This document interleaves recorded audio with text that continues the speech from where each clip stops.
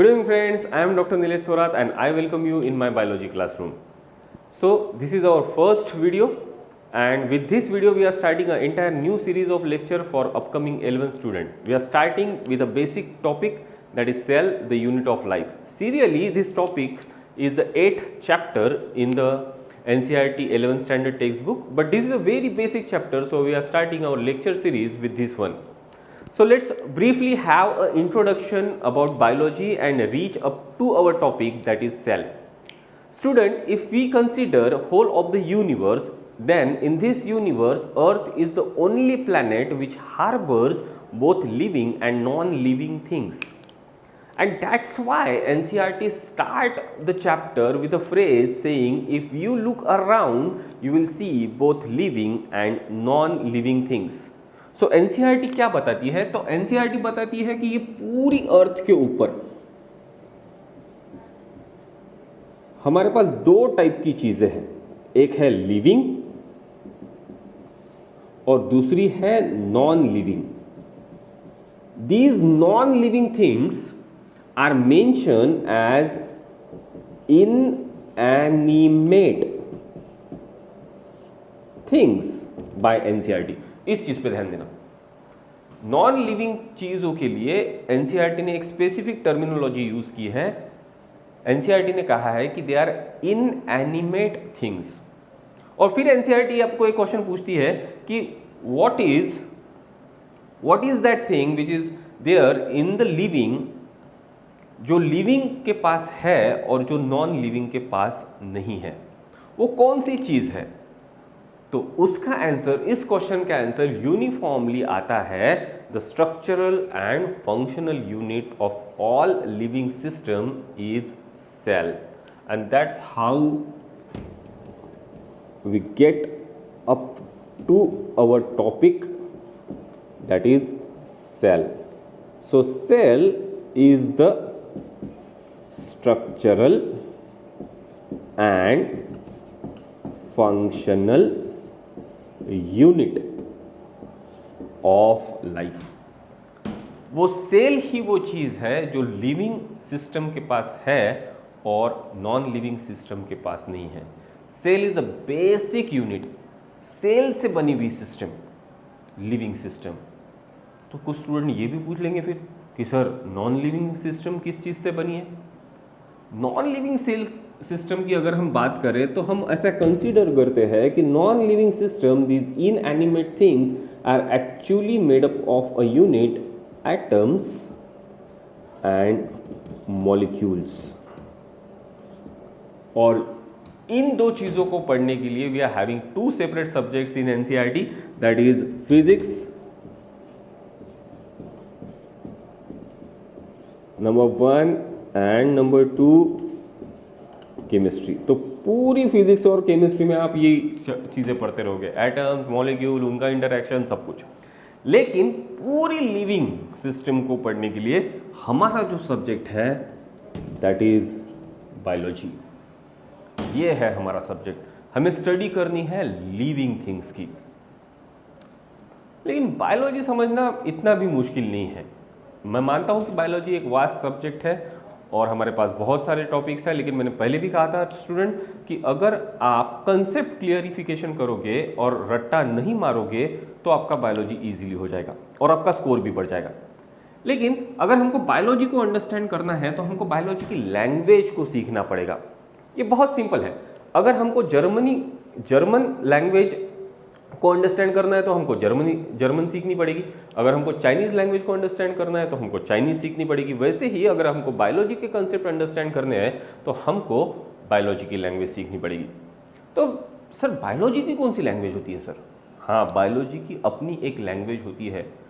Biology के maximum शब्द English से नहीं डिराइव्ड होते. बायोलॉजी के मैक्सिमम शब्द डिराइव्ड होते हैं लैटिन से, और लैटिन एक डेड लैंग्वेज है.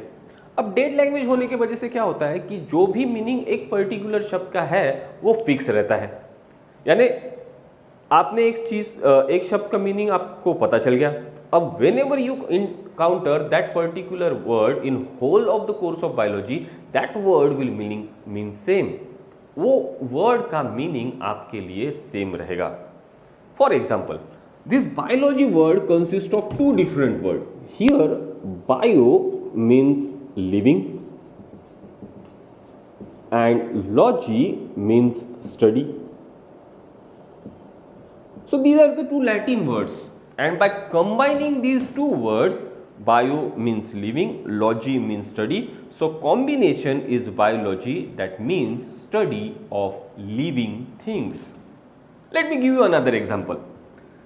Now what I have said कि ये लैटिन के शब्द हैं और इनका मीनिंग फिक्स रहेगा, जहाँ कहीं भी ये कोर्स में आए तो उसका मीनिंग सेम रहेगा. Let me give you another example. Bio technology. This word is derived from three different words. Bio means living, techno means technique, and logy means study. By combining the word, we will get the actual meaning of the word term, that is study of living techniques is called as biotechnology. Similarly, we can have another example. This time you can answer me. Zoology. This word is also derived from two different words, zoo and logy. Here logy means study, and what do you call as zoo? Yes, you are right. Zoo means animals, so study of animals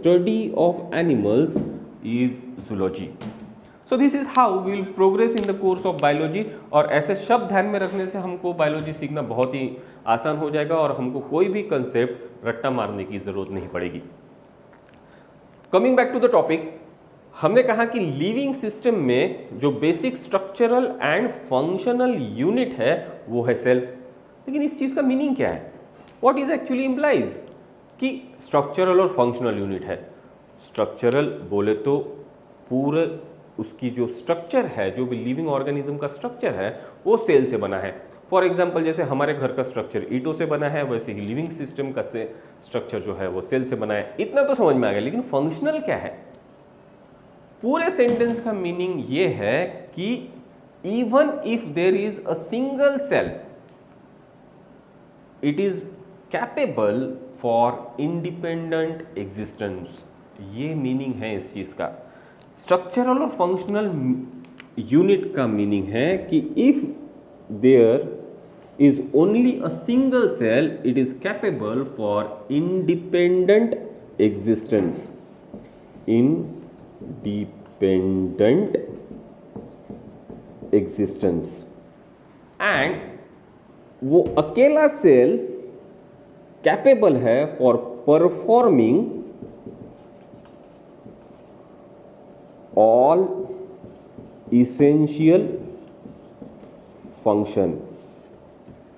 So the structural and functional unit literally means कि if there is only a single cell that can also survive and the single cell is able to perform all the essential function what he needed for living. उसके बाद NCERT बोलती है कि anything less than a complete cell, एक cell से कम कुछ भी अगर हो तो उसे हम लिविंग नहीं बोल सकते. सो सर ऐसा भी कुछ होता है क्या कि जो एक सेल से कम है और फिर भी वो जिंदा है? लेकिन उसके पहले मेरे को ये बताओ कि एक सेल वाले को क्या बोलते हैं?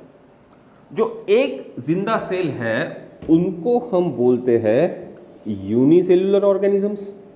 ये यूनिसेल्युलर ऑर्गेनिज्म ये अकेला सेल है जो जिंदा है. और जो ऑर्गेनिज्म एक से ज्यादा सेल के बने हैं उनको हम बोलते हैं मल्टीसेल्युलर ऑर्गेनिजम्स.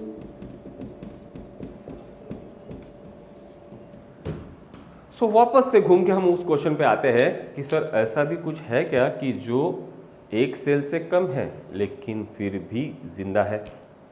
या तो फिर ऐसा कुछ है क्या सर कि जो जब नॉन लिविंग के कांटेक्ट में होता है तो वो नॉन लिविंग होता है, लेकिन अगर वो लिविंग के कांटेक्ट में आ गया तो वो जिंदा हो जाता है? The answer is yes. You are getting me right. The answer is virus and that is your first MCQ. Virus.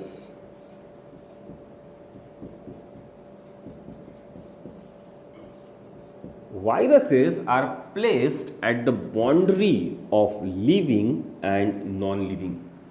ये जब तक नॉन लिविंग मैटर के कॉन्टेक्ट में है, ये जब तक एटमॉस्फेयर में है, वो डेड मैटर के जैसे, नॉन लिविंग के जैसे, इनएनिमेट मैटर के जैसे बिहेव करते हैं, and that's why they are called as living chemicals. लेकिन जैसे ही ये किसी होस्ट के कांटेक्ट में, यानी लिविंग ऑर्गेनिज्म के कांटेक्ट में आते हैं, वो उस होस्ट के सेल की असेंबली को performing for all essential function, ये फंक्शन करने के लिए हाईजैक कर लेते हैं और वो अपनी खुद की कॉपी बनाना चालू करते हैं। इसलिए हम बोलते हैं कि वायरसेस जब नॉन लिविंग के कांटेक्ट में होते हैं वो नॉन लिविंग होते हैं, और जब वो ह्यूमन बॉडी के अंदर या किसी भी लिविंग थिंग के अंदर एंटर होते हैं वो जिंदा हो जाते हैं। And that's why we keep viruses at the boundary of living and non living. ये है आपका एमसीक्यू, इस पे ध्यान रखना। लेकिन फिर अगर हमको लिविंग चीज़ों की स्टडी करनी है तो हमारे पास बायोलॉजी है। ये लिविंग चीज़ें तो बहुत ज़्यादा है। एक अब तक अगर लिविंग इस अर्थ पे सोचा जाए तो लिविंग कितने लोग, कितनी थिंग्स, कितने एनिमल्स, कितने प्लांट्स हमारे पास लिविंग हैं, तो हमको ये पता चलेगा कि हमारे पास अब तक 1.7 to 1.8 मिलियन स्पीसीज है जिनको ऑलरेडी हमने डिस्क्राइब कर दिया है। हाँ, इतनी बड़ी है, और इन सब की स्टडी करना है तो इट इज़ हाईली इनह्यूमनली पॉसिबल नहीं है ये चीज़ कि हम सबकी स्टडी करें। इसलिए हमने उसको भी पार्ट्स में डिवाइड कर दिया। तो हमने कैसे डिवाइड किया उसको? तो हमने यूनिसेल्युलर ऑर्गेनिजम्स को दो हिस्सों में डिवाइड किया। एक है मोनेरा और दूसरे हैं प्रोटिस्टा, और मल्टीसेल्युलर ऑर्गेनिजम्स को तीन हिस्सों में डिवाइड किया। एक है fungi, next is Plantae and next is animalia. ये चीज फैमिलियर है ना? ये वो चीज है जो हम इसके पहले भी पढ़ चुके हैं। क्या है ये? सो कैन आंसर मी, क्या है ये? Yes, you are right, this is a 5 kingdom classification system proposed by R.H. Whitaker.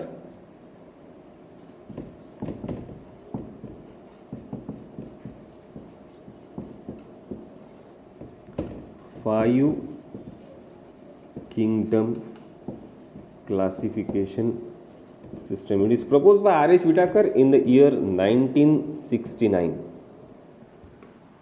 ये सिस्टम कैसी बनी, इसके लिए भी हमारे पास एक सेपरेट टॉपिक है, एक चैप्टर है सेपरेट जो हमको ये सिखाता है कि पहले ये 5 किंगडम सिस्टम एकदम से आई कि पहले 2 किंगडम की थी, फिर 3 किंगडम की हुई, और कैसे कैसे धीरे धीरे करके ये सिस्टम डेवलप हुई। उसका एक कंप्लीट चैप्टर है, दैट इज़ लिविंग वर्ल्ड, वो हम बाद में सीखेंगे। लेकिन अभी हम सीख रहे हैं कि हम सेल की स्टडी करना है, और cell is the basic unit of all these living organisms. तो अगर हमको इंडिविजुअली स्टडी करनी है इन 5 किंगडम सिस्टम की, तो हमको एक एक करके अगर हम देखें, लेट्स से फॉर एग्जांपल कि हमको अगर एनिमल्स की स्टडी करनी है तो हमको जो ब्रांच है वो है जूलॉजी। अगर प्लांट की स्टडी करनी है तो फिर हमारी ब्रांच है बॉटनी। अगर हमको फंगाई की स्टडी करनी है तो ब्रांच इज माइकोलॉजी। ओके, यहाँ ध्यान देना, micro always means fungi, logy study. Then similarly we are having protisteology and we are having bacteriology. Mainly NCERT का जो सिलेबस है वो आपको दो चीज़ों पे कॉन्सेंट्रेट कराता है, one is botany and second is zoology. लेकिन अगर कोई पूछे कि सर फिर अगर हमको सेल की स्टडी करना है तो फिर उसको क्या बोलते हैं? Yes, if you want to study cell तो दो चीजें होती है कि अगर सेल की आपको क्या स्टडी करनी है, आपको सेल के स्ट्रक्चर, फंक्शन और रिप्रोडक्शन की स्टडी करनी है, then that particular things comes under cell biology. ये है आपका next MCQ. What is cell biology? A study of structure, function and reproduction of cell is called as cell biology. And the father of cell biology is Swanson. Swanson is the father of cell biology.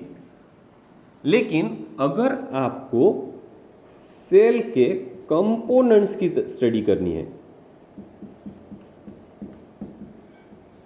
then that particular things comes under cytology. अब इस शब्द पे ध्यान देना student. Cyto, whenever you encounter the word cyto, cyto always means cell. Whenever you encounter cyto, cyto means cell. Cytology is the study of components of cell, कि cell के अंदर कौन से कंपोनेंट है. Scientist who have contributed for this information. लेकिन वो सारे scientist के नाम और उन पे कौन कौन से MCQ आते हैं ये देखने के लिए हमको देखनी पड़ेगी a historical background of cell. So let's start with the historical background of the cell.